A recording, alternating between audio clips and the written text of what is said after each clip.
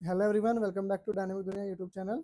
सो last video में हमने जाना था कि Y2 की राउटिंग कैसे वर्क करती है। राउटिंग का हमने बेसिक बेसिक के साथ काफ़ी चीज़ें एडवांस भी सीखी थी।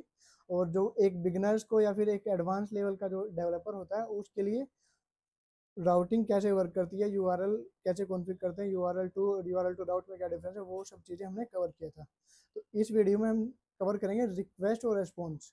तो एक दो मेजर टॉपिक हैं Y2 के, रिक्वेस्ट गेट करना और रेस्पॉन्स सेंड करना। तो इन सब वीडियो में हम जानेंगे कितनी तरह के रिक्वेस्ट सेंड कर सकते हैं Y2 के कंट्रोलर पे या फिर मॉड्यूल पे, और उसमें डेटा उनमें कैसे कैसे होता है। जैसे कि गेट गेट के थ्रू डेटा हो सकता है, पोस्ट के थ्रू डेटा हो सकता है, या फिर बॉडी प्रम्स जो होता है उसके थ्रू डेटा हो सकता है। जो हम रेस्पॉन्स सेंड करते हैं वो हम XML में कैसे सेंड कर सकते हैं, JSON में कैसे सेंड कर सकते हैं, और फाइल को एक बैकएंड फोल्डर से फ्रंट में कैसे सेंड कर सकते हैं, और डायरेक्टली कैसे एक्सेस कर सकते हैं अपनी फाइल को वेब रूट के थ्रू। तो ये सब चीज़ें हम इस वीडियो में जानने वाले हैं। तो चलिए शुरू करते हैं। सबसे पहले आते हैं Y2 की वेबसाइट पे। सो यहाँ पे रेस्पॉन्स और रिक्वेस्ट मैंने दो अलग अलग अलग वो ब्लॉग खोल रखा है यहाँ पे। तो शुरू करते हैं पहले रिक्वेस्ट से। तो रिक्वेस्ट जो हमारा होता है, मैं आपको कोड पे लेके चलता हूँ सीधा।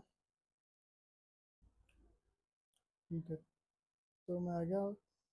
तो लास्ट में मैंने एक फंक्शन लास्ट टाइम बनाया भी था। ओके, सो एक फंक्शन मैंने बना रखा है चेक रिक्वेस्ट के नाम से। तो इस फंक्शन के थ्रू क्या करेंगे हम, जैसे हमारे पास रिक्वेस्ट है सेम वैसे ही हमारे पास होता है रेस्पॉन्स। एक एक एक एक समझेंगे एक एक चीज़ को। जैसे रिक्वेस्ट हुआ हमारे पास, तो रिक्वेस्ट हम अगर कंट्रोलर से एक्सेस करना चाहते हैं तो हम दो तरीके से कर सकते हैं।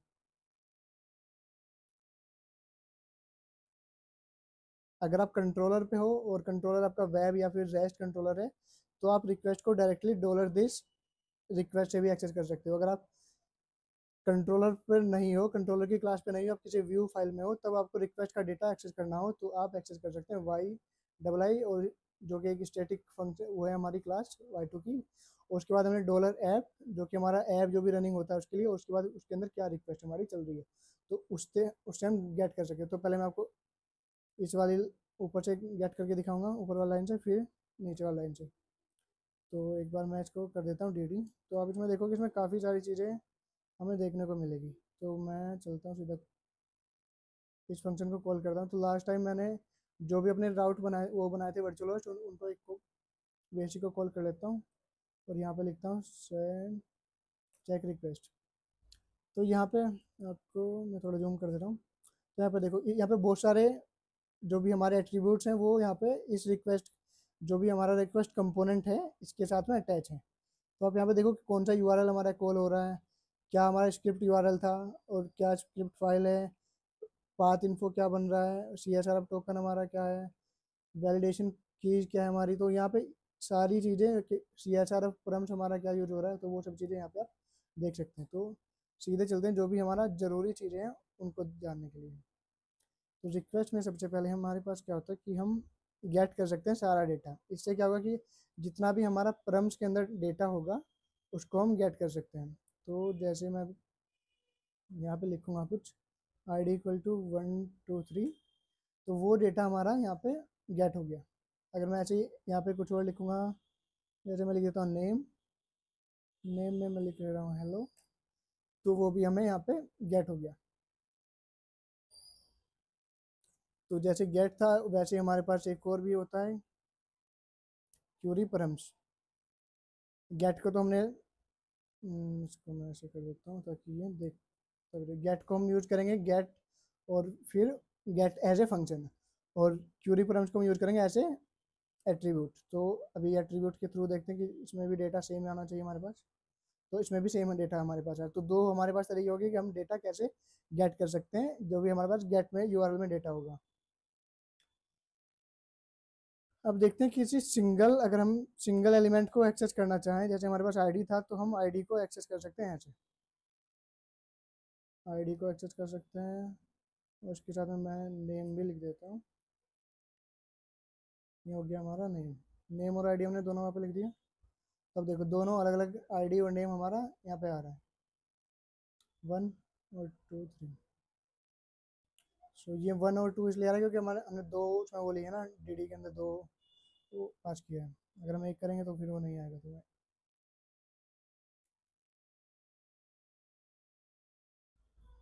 ठीक है, तो ऐसे 1 2 3 जो भी हम यहाँ पे लिखेंगे वो हमारा यहाँ पे एक्सेस होना स्टार्ट हो जाएगा।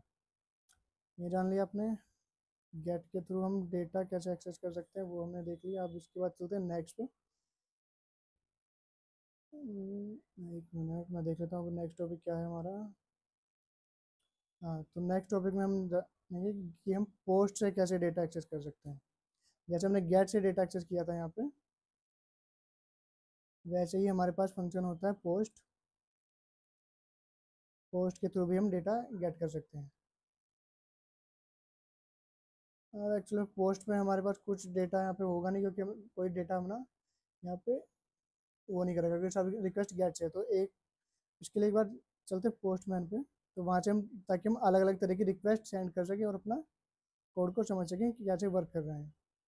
तो लास्ट टाइम भी मैंने यहाँ पे रिक्वेस्ट अपना पोस्टमैन जो यूज़ कर रखा था वही, इसमें नई रिक्वेस्ट डालता हूँ मैं। ये हमारा यूआरएल जो हम वहाँ पे कॉल कर रहे थे उसको कॉल करते हैं। हम देखो ये क्या बता रहा है, नॉट फाउंड दिखा रहा है। ओके, इसमें टी मिस हो गया। यहाँ पे आ गया अपना डेटा। अब क्या करते हैं, यहाँ से रिक्वेस्ट सेंड करते हैं पोस्ट। पोस्ट के थ्रू हम कुछ डेटा सेंड करते हैं फॉर्म में। फॉर्म में यहाँ पे लिखते हैं आईडी। आईडी में लिखते हैं 1 2 3 और वो एक डेटा में यहाँ पे मिल जाएगा। मिल गया। और नेम लिखते हैं, जैसे ही जैसे नेम हमने वहाँ पे पास किया था, तो यहाँ पे भी हमें डेटा नेम के साथ मिल गया। अब हम क्या करते हैं, अगर हमें कोई सिंगल एलिमेंट चाहिए, मतलब सिंगल की चाहिए, तो उसका डेटा कैसे निकालेंगे। तो हमने यहाँ पे लिखा आईडी, जैसे हमने गेट में लिखा था सेम, तो वैसे ही यहाँ पे भी हमें वो डेटा मिल गया। अब एक ऑप्शन ये था, एक ऑप्शन है यहाँ पे हमारे पास, अगर हम डेटा गेट करना चाहें बॉडी परम से, तो हमारे पास एक ही फंक्शन है बॉडी परम्स। इससे भी वही सेम चीज़ें हमें मिलेगी, लेकिन अलग तरीके से। अब बॉडी परम्स के अंदर से गेट करने का जो तरीका होगा हमारा, एक मिनट, बॉडी परम्स गेट करने का कोई तरीका, हाँ, तो हमारे पास एक फंक्शन है गेट बॉडी परम्स। तो इसके थ्रू हम निकाल सकते हैं कि हमारा, अगर हमें कोई सिंगल आईडी चाहिए, ठीक है, वही आईडी हमारी निकल लिखा है।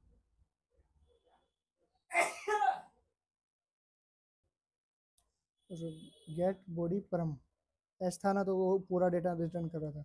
तो देखो, आपको सबसे अच्छा रिसोर्स क्या लगेगा पढ़ने का, अगर आपको जानना है कि ये जो हम कंपोनेंट या कुछ भी यूज करें तो उसको कैसे पढ़ें, तो आप कंट्रोल के साथ इसमें क्लिक करोगे यूट्यूब वीएस कोड के अंदर, तो आपको वो उसकी बेस जो भी उसकी कोर फाइल है उसके पास वहाँ तक आपको रेफरेंस कर देगा। उसके बाद आप जान सकते हो उसके अंदर कितने हमारे एट्रीब्यूट हैं, कितने हमारे फंक्शन हैं, और क्या क्या हम यूज कर सकते हैं। तो आप इसमें देखोगे, आप इसमें हैंड फंक्शन है, मतलब काफ़ी सारे हैंडल रिक्वेस्ट हैं, वो कोर कमांड से हमारी एरर। तो इस तरीके से हमारे पास बहुत सारे फंक्शन यहाँ पे अवेलेबल हैं।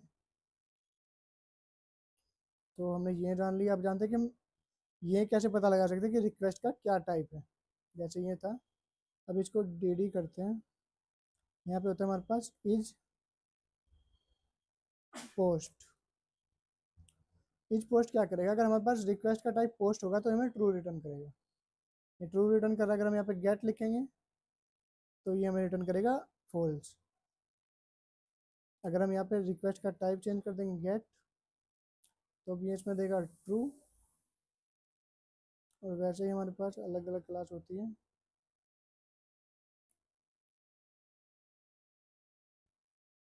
वैसे ही जैसे अगर आप चेक कर सकते हो, गे इज पैच, मतलब पैच का जो भी, अगर पैच हम यहाँ पे लेंगे, मतलब जितनी ये कमांड है आपको उतने फंक्शन आपको इसमें मिल जाएंगे देखने को। तो ऐसे आप चेक कर सकते हैं कि क्या कमांड है। तो इसका यूज हो सकता है, जैसे अगर आपने कहीं चेक ये लिखना है कि अगर पोस्ट रिक्वेस्ट आए तो हम क्या रन करें, और गेट आए तो क्या रन करें। अगर हम ऐसे लिख सकते हैं, अगर हमारे पास पोस्ट रिक्वेस्ट है,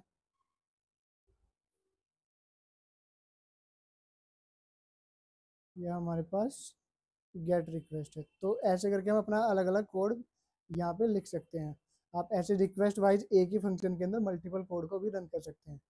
तो इस तरीके से आपने जान लिया कि रिक्वेस्ट का टाइप हम कैसे पता लगा सकते हैं कि वो किस टाइप की रिक्वेस्ट है। रिक्वेस्ट डाल लिया आपने, रेस्पॉन्स। अब नेक्स्ट में चलते हैं, नेक्स्ट हमारे पास क्या है। ओके, तो जैसे रिक्वेस्ट हमारी यहाँ पे वर्क करती है कंट्रोलर्स के थ्रू, मतलब जो कि हमारा वेब कंट्रोलर है। आपने यहाँ पे देखा वेब के अंदर जैसे वेब कंट्रोलर है। ओके, मैं आपको यहाँ पे लेके चलता हूँ। यहाँ पे हमारा कंपोनेंट्स है, इसके अंदर मैंने रिक्वेस्ट कंपोनेंट लिखा। तो जो ये कंपोनेंट है हमारा, ये है हमारा वेब वेब कंपोनेंट। और रिक्वेस्ट कंपोनेंट में मुझे लगता है सब चीज़ें हमने कवर कर ली। गेट कैसे कर सकते हैं, आज में दो तीन चीज़ें और भी हैं, जैसे हेडर्स के थ्रू हम हेडर्स कैसे निकालते हैं, हेडर्स का डेटा कैसे गेट कर सकते हैं। जैसे हमने यहाँ पे पोस्ट का डेटा गेट किया, वैसे ही हमारे पास ऑप्शन होता है कि हम हेडर्स का डेटा कैसे गेट कर सकते हैं। तो मैं अगर इसको प्रिंट करूँ डी करके, तो ये हमें ये रिटर्न करेगा कि हमारे पास हेडर में क्या क्या है, कुकीज़ क्या है और ये सब क्या है, ओरिजिनल हेडर नेम क्या है, अलग अलग तरीके से वो चीज़ें। अगर हम यही सेम कमांड रन करेंगे हमारी पोस्टमैन के थ्रू या फिर किसी एपीआई उसके थ्रू, तो वहाँ पे अलग रिस्पॉन्स होगा, कुकीज़ अलग होगा और ये सब अलग होगा। तो इस तरीके से हम हेडर्स का डेटा गेट कर सकते हैं। और डेफिनेटली इसमें डेटा सिंगल गेट करने का भी ऑप्शन होगा, एक बार देखते हैं सिंगल कैसे गेट कर सकते हैं। हाँ, ये ना, हेडर्स को गेट कर सकते हैं और इससे चेक कर सकते हैं कि इसके अंदर ये वाली जो की हम फाइंड कर रहे हैं वो एग्जिस्ट करती है कि नहीं करती। अगर हमें सिर्फ गेट करना है सिंपल, तो गेट हम ऐसे कर सकते हैं इसके थ्रू।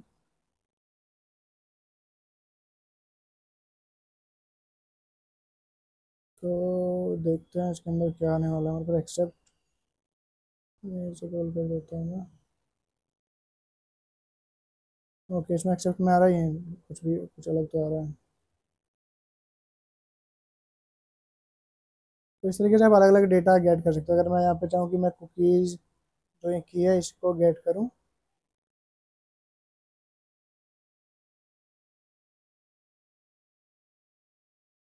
तो ये एक सिंगल गेट हो जाएगा। ऐसे करके आप गेट कर सकते हो। अब इसके बाद हम चलते हैं नेक्स्ट पे। हमारे पास नेक्स्ट में होता है, इसमें गेट हो गया। बॉडी प्रम्स आपने देख लिया, बॉडी प्रम्स में मैंने आपको बता दिया।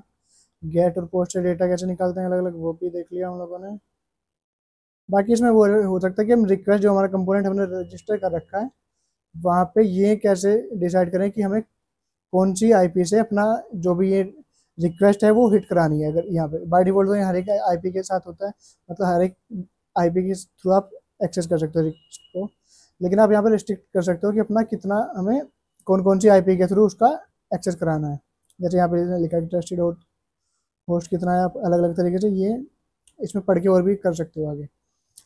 तो अब चलते हैं नेक्स्ट पे, हम चलते हैं रेस्पॉन्स पे।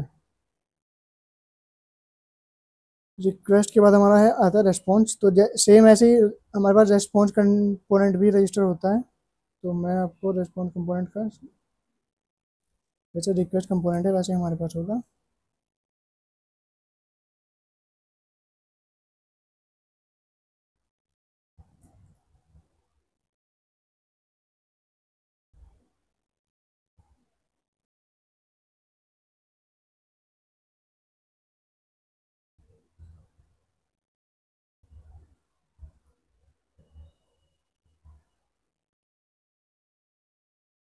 तो इसको भी एक बार देख लेते हैं इसके अंदर क्या क्या आएगा हमारे पास।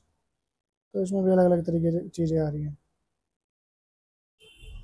ठीक है, तो रेस्पॉन्स कंपोनेंट को सबसे पहले हम क्या कर सकते हैं, हम अपना कस्टम स्टेटस कोड कैसे सेट कर सकते हैं अपनी जो भी हमारा वो है, जो भी हमारा रिक्वेस्ट बन रहा है उसके थ्रू। अभी मैंने यहाँ पे 200 आ रखा है, तो इसको एक बार देखते हैं। यहाँ पे कंट्रोल शिफ्ट आई करता हूँ मैं, नेटवर्क में आता है। अगर हम इसको रिफ्रेश करेंगे पेज को, तो जो हमारी चेक रिक्वेस्ट बनी है वहाँ पे उसका दिखाएगा पेलोड में कि हमारे पास स्टेटस कोड क्या है। हमारे पास स्टेटस कोड है हमारे पास 200, तो जो कि ओके लिखा हुआ। अगर हम इसको चेंज करना चाहें, तो इसको चेंज करने के लिए हम यहाँ पे लिख सकते हैं 300। तो ये 300 पे चेंज हो जाएगा। उस तरीके से आप कई बार आपको ये जरूरत होती है कि आप इसके साथ में अपना अलग अलग कोड सेंड करो, ताकि जब भी आप एपीआई पे वर्क करते हो तो आपको क्या होता है कि अपने कोई वैलिडेशन फेल हो रहा है या फिर कुछ ऑथराइज नहीं मिल रहा उसको, यूजर को ऑथराइज, वो रिक्वेस्ट ऑथराइज जो राउट होगा हमारा उसको एक्सेस नहीं करा, तो उस टाइम पे हम अपने स्टेटस कोड चेंज कर सकते हैं। तो वो चीज़ें हम कर सकते हैं स्टेटस कोड के थ्रू, ऐसे अलग अलग करके। स्टेटस कोड के बाद हम देखते हैं कि हमारे पास रेस्पॉन्स के अंदर अगर हम कुछ है, जैसे हम हेडर सेंड कर रहे हैं, अगर हम चाहते हैं कि हम हेडर में कुछ अलग से कस्टम अपना की सेट करके भेजें, जैसे ये ना रिमूव या नो कैसे, हाँ तो देखते हैं ये वाला ही पहले ऐड करके देखते हैं ये ऐड हो गया होगा वैसे तो। बात तो है यहाँ पे। अब देखो हेडर में आपको यहाँ कौन सा था, एक सेकंड रुको, इसके लिए इससे अच्छा तो हम कस्टम ही कुछ अपना नाम रख लेते ताकि हमें वो आराम सही से दिखे।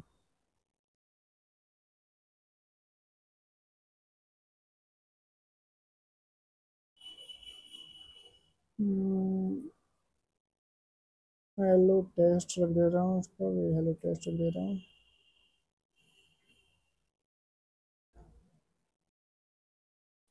अब यहाँ पे कहीं लिखा हुआ है हेलो टेस्ट, हेलो टेस्ट है कहीं?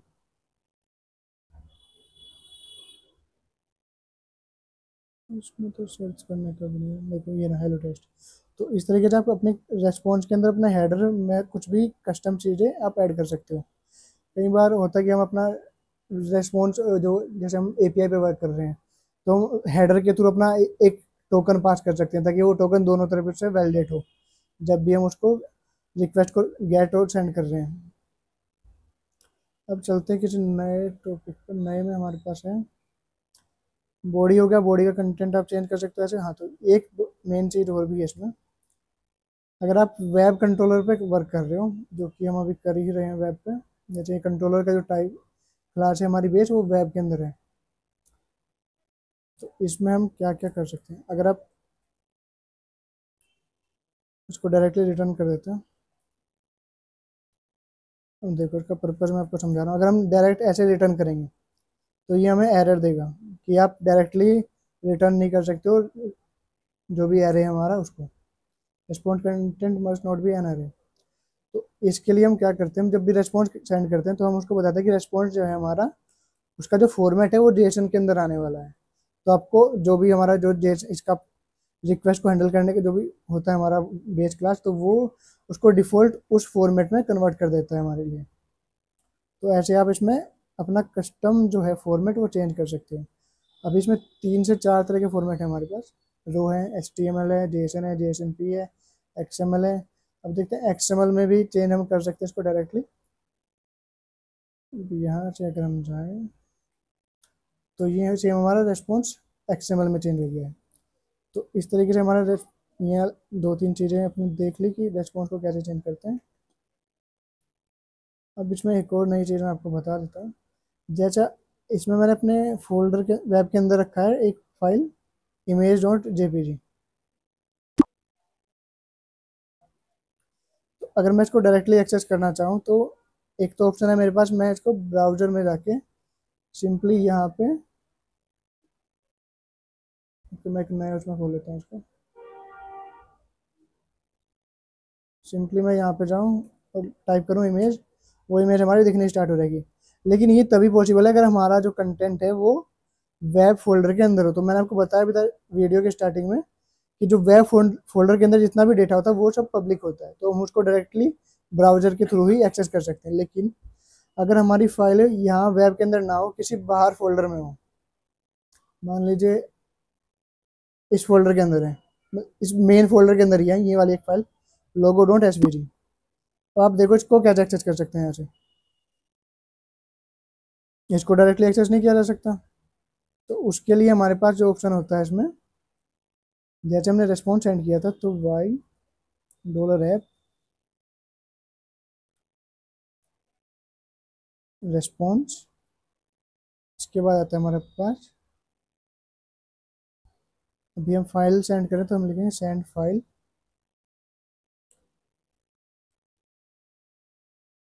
अब देखो एक चीज़ हम इसमें कर सकते हैं ऐसे, अब इसको क्या चाहिए, इसको चाहिए फाइल का पाथ, फाइल का डायरेक्ट पाथ चाहिए, ये जहाँ भी हमारी फाइल होगी उसको उठा के वो ब्राउजर को सेंड कर देगा। लेकिन अभी हम हमें तो उसका पाथ भी नहीं पता कि ये पाथ एक्चुअली क्या बनेगा। अगर लेकिन अगर हम यहाँ से एक्सेस करना स्टार्ट करें वेब से, तो ये हमारा जो मेन होगा, ये होगा हमारा एलियास, इसका होगा ऐप। और इसके बाद हमारे पास जो भी फोल्डर हम यूज देखेंगे तो हम उसका ऐसे स्लैश करके लिखते जाएंगे फोल्डर का नाम। लेकिन अब डॉलर ऐप के बाद हमारे पास लोगो डॉट एसवीजी डायरेक्टली है, लेकिन ये ऐसे डायरेक्टली वर्क नहीं करेगा क्योंकि ये हमारा एलियास है। तो हमें एलियास से अपना पाथ बनाना होगा, मतलब इस एलियास के थ्रू हम निकालेंगे अपना पूरा का पूरा जो हमारा होगा, इसका एक्चुअल पाथ होगा, जो जैसे ये होता है, जैसे ये वाला पाथ होता है ना हमारा, ये वाला पाथ। तो इसको गेट करेंगे हम पहले। तो जो हमारा ये फंक्शन है गेट एलियास करके, तो ये फंक्शन क्या करेगा, हम एलियास इसको देते हैं और ये इसको फाइल का जो पाथ होता है एक्चुअल वो कन्वर्ट करके देता है। तो अभी देखते हैं ये डायरेक्टली हमारा कॉल होगा कि नहीं। अभी इस वाली फाइल पे थे हम, अब वो लोगो डॉट एसवीजी हमारा यहाँ पे कॉल हो गया। जैसे हम इसको रिफ्रेश कर रहे हैं तो ये जो फाइल हमारी थी वो हमारी डाउनलोड हो जाएगी। अब इस तरीके से अब आपका जो भी हमारा पाथ होगा ना, आपकी फाइल आप अब कहीं भी रखी हो आप उसको वहीं से एक्सेस कर सकते हो। मान लीजिए मैं फाइल एक्सेस करना चाहता हूँ मॉडल के अंदर यूजर डॉट पीएचपी, वैसे इसका कोई मतलब नहीं है पर मैं वो एक्सेस करके दिखा देता हूँ। अब यूजर्स के अंदर की फाइल कैसे निकालेंगे, ऐप, ऐप जो हमारा होगा वो सबसे शुरू में लोगो ऐप होगा। इसके बाद स्लैश लिखेंगे, हमारा कहाँ है, मॉडल्स के अंदर, मॉडल्स के अंदर गए, मॉडल्स के बाद लिखेंगे हम हमारा लोगो यूजर डॉट पीएचपी। तो अब ये वाली फाइल को यहाँ से ये उठाएगा और इसको हमारे ब्राउजर पे सेंड कर देगा। अब देखो ये यूजर डॉट पीएचपी भी हमारी डायरेक्टली एक्सेस होगी वहाँ से। तो बेस्ट प्रैक्टिस के लिए मैं आपको क्या सजेस्ट करूँगा, अगर आप कोई भी वेब अपना प्रोजेक्ट बना रहे हो तो अपना जितना भी डेटा है वो आप पब्लिकली वेब फोल्डर के अंदर ना रखो, उसको एक बाहर पाथ बना के कहीं पे, या तो ब्राउजर के साथ में या फिर यहाँ कोई पाथ बना के उसको वहाँ से एक्सेस करो। तो ये वाली चीज़ जैसे यहाँ पाथ बना के करते हैं तो उसको मैं आगे आने वाली वीडियो में आपको समझाऊंगा पूरा कि आप अपना जो डेटा है उसको सिक्योर कैसे रख सकते हो, वो डायरेक्टली कोई भी एक्सेस ना कर पाए। तो वो आने वाली वीडियोज में हम जानेंगे उस चीज़ को। तो आई होप मैंने इस चीज़ में रिक्वेस्ट और रिस्पॉन्स में वो सारी चीज़ें कवर कर ली जो कि बहुत ही रिक्वायर्ड है हमारे लिए। तो आई होप ये वीडियो आपको पसंद आई होगी, और आपको अगर वीडियो पसंद आए तो चैनल को सब्सक्राइब कीजिए, वीडियो को लाइक कीजिए, कमेंट में अपनी फीडबैक दीजिए। तो आज की वीडियो के लिए इतना ही, अगली वीडियो में मिलते हैं।